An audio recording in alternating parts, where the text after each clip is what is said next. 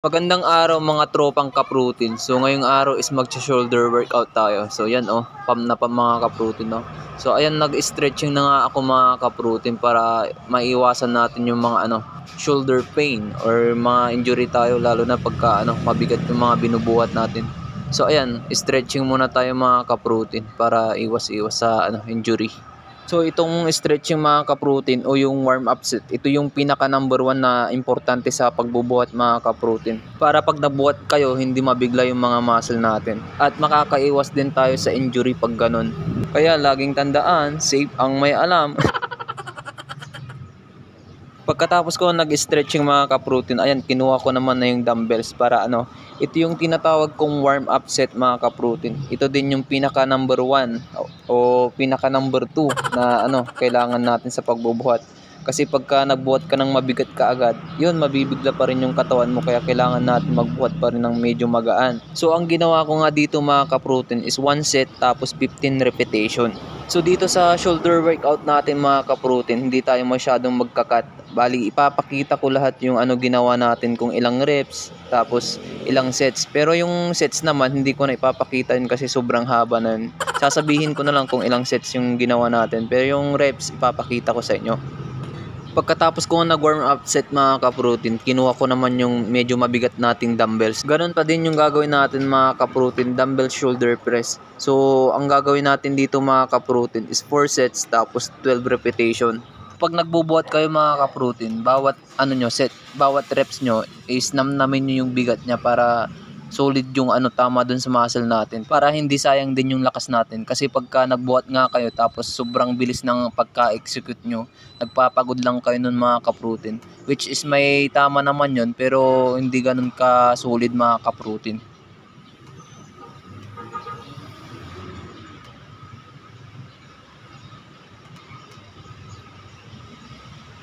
At pagkatapos ko nag-shoulder dumbbell press mga ka-protein, ayan, binalik ko naman na yung dumbbells sa lagayan para malinis at hindi makalat. So, ganun din yung gawin nyo sa gym mga ka-protein ha. Pagkatapos nyong binuhat, ibalik nyo din agad. At ito naman na yung sinunod ko mga ka-protein, front raises. So, ang gagawin natin dito sa front raises mga ka-protein is magda-drop set tayo mga ka-protein.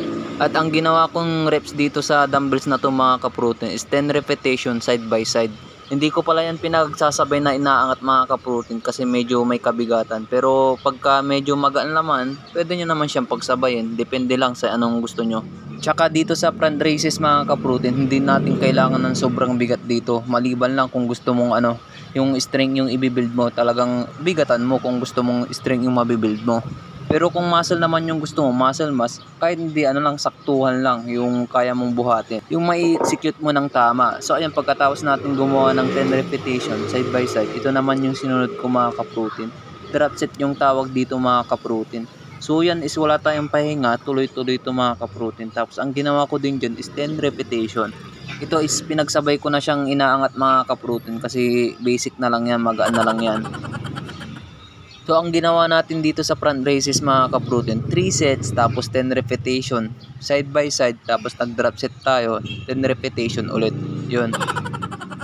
At syempre pagkatapos nyo magbuhat, i-flex nyo lagi yan, bigain nyo. Pagkatapos natin nag-front raises, napahinga tayo ng 1 minutes. Tapos ito naman na yung sinunod natin mga ka-protein. Ang tawag nito is side raises. Tapos ayan, ang ginawa ko din dito mga ka-protein is 10 repetition side by side. Tapos ayan, pinagsabay ko ng mga ka-protein kasi kaya ko naman siyang iangat. Kasi side races naman yan, hindi dun sa front races. Tapos ayan, ang ginawa nating sets dito mga ka-protein is 3 sets din. Pagkatapos nga natin nagawa yung 10 repetition mga ka-protein, ayan, pupulutin naman natin yung pinakamagaan nating dumbbells. So ito yung drop set na naman tayo dito sa front side races mga ka-protein. So ang ginawa ko din dito mga ka-protein is 10 repetition. Pero yung sets na ginawa natin dito mga ka-protein is 3 sets. Tapos 10 repetition dun sa unang nating dumbbells. Tapos sa drop set just 10, 10, 10, 10, 10, 10, 10, 10. So ang pahinga natin dito bawat sets mga ka-protein is 20 seconds lang para tuloy-tuloy yung blood flow natin sa shoulder mga ka-protein.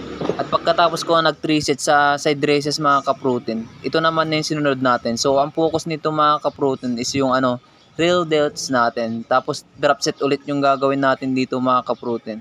So itong workout na to mga ka-protein, di ko talaga alam ng tawag nito eh. So pero ang ginawa ko dito mga ka-protein is 15 repetition. Tapos nag-drop set ulit tayo dyan.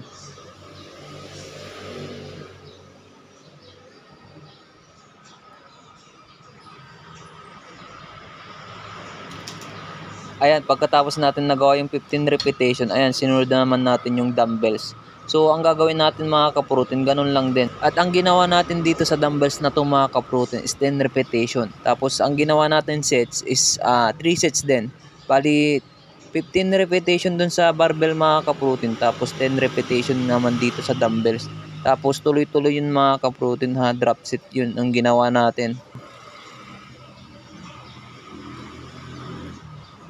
At ayan, tapos na natin trinain yung shoulder natin mga ka-protein. Siyempre, pagkatapos natin nag-shoulder, kinuha ko naman na yung medyo magaan nating dumbbells. Tapos ayan, nag-traps na din ako mga ka-protein. So ito lang yung ginawa ko dito mga ka-protein. Isang exercise lang yung ginawa natin sa traps natin mga ka-protein. Pero ang ginawa ko naman dito mga ka-protein is 4 sets tapos 15 repetition.